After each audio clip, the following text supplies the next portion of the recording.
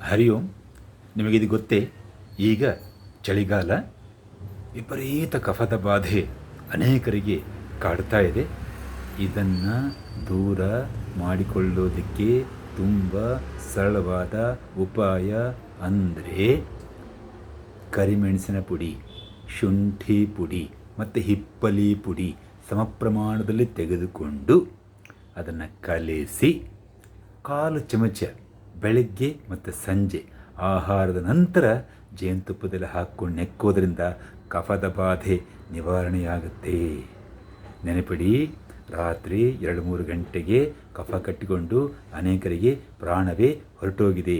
ಆ ರೀತಿ ಆಗಬಾರ್ದಂದ್ರೆ ಇನ್ಮೇಲಿಂದ 3 ದಿನಗಳ ಕಾಲ ಈ ರೀತಿ ಪುಡಿಯನ್ನು 1/4 ಚಮಚ ಬೆಳಗ್ಗೆ ಸಂಜೆ ತೆಗೆದುಕೊಳ್ಳಿ. ಕಫದಿಂದ ಮುಕ್ತರಾಗಿ. ಜೈ ಧನ್ವಂತರಿ.